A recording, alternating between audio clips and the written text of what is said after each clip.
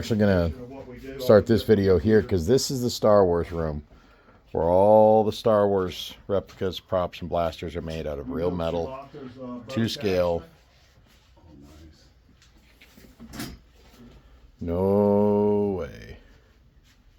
Now hear me out on this, Chris. Mm-hmm.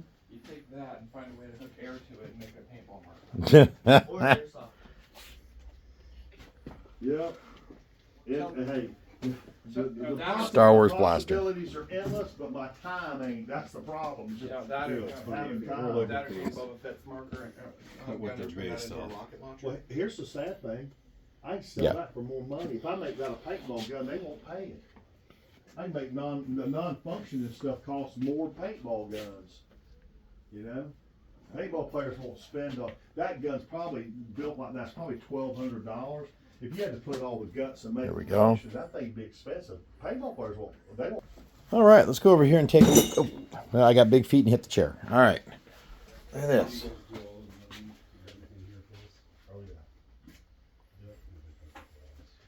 That's one of the hardest things I make. I'm not kidding. That's harder than any paintball gun doing the DL44, the Han Solo, this replica here, where it starts. That's not far from being Megatron. Oh God, it is tough. It is tough business. You ever wonder where they get the props? This is how props are made.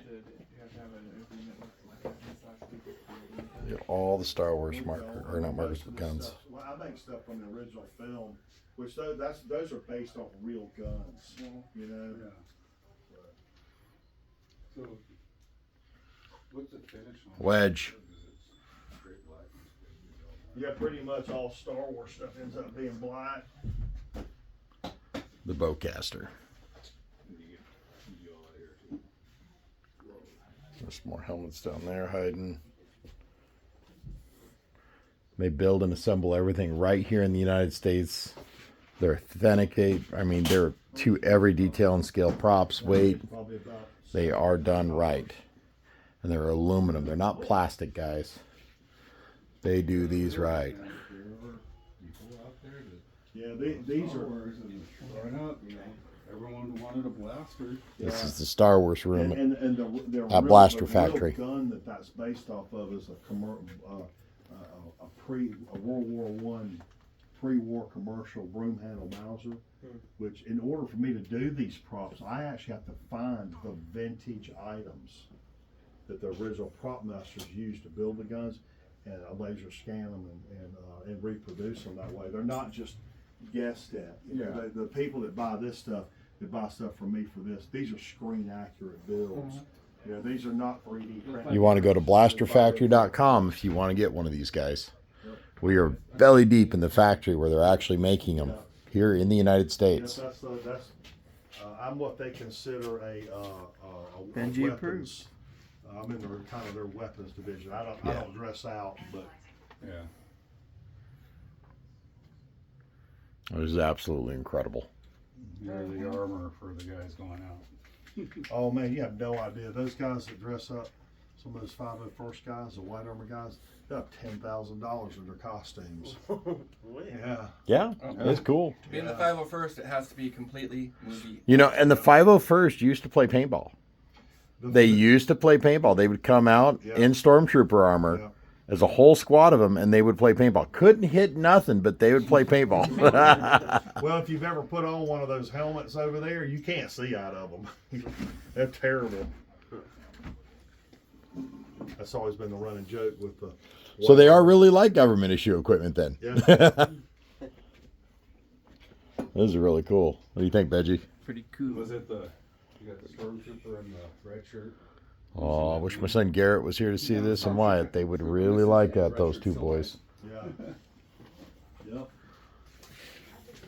Kind of like Boba Fett's blaster here. It's based off of an old Webley flare gun, which that's the one I scanned to do it. But they're super rare. I mean, everything that's based on those things is all relics and super rare and expensive to find the real stuff. It's super rare. The scope that's on that Han Solo blaster, that Hensoldt scope, that's a World War I German sniper scope from World War One.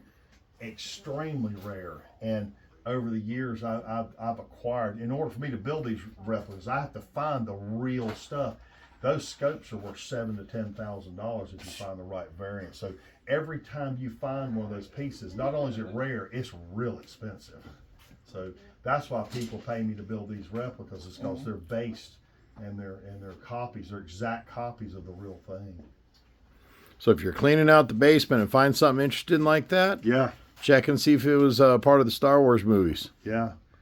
Yeah, you never know. You'll find them in a curio shop. You could find some bit and piece, some old war paraphernalia that they've used in any movies. All the movies are like that, really. They're called found parts.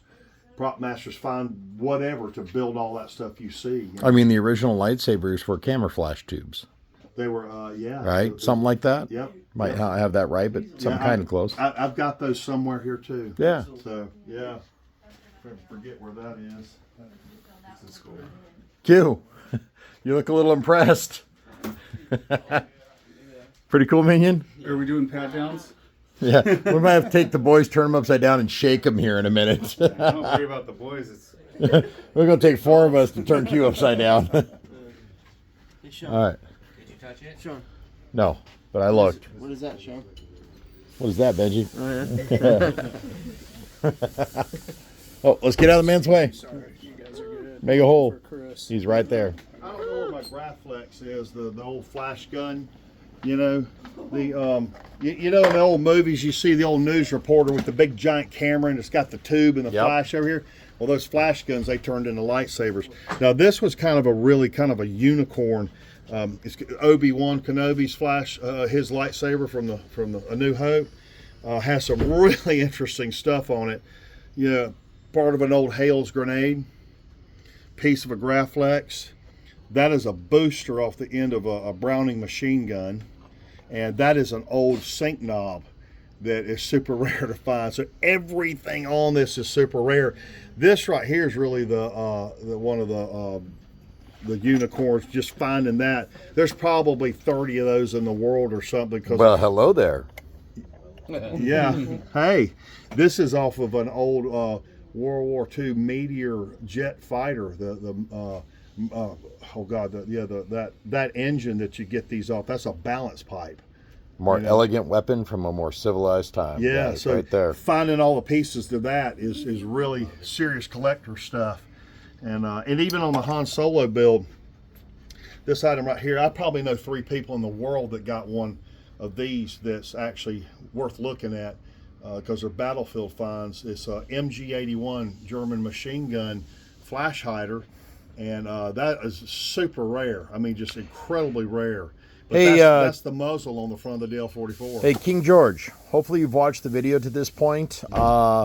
You guys go over there quite a bit. Maybe you run into some really good stuff here. Maybe you should talk to Chris about that. Yeah. I mean, y'all not that far away from where he is right now.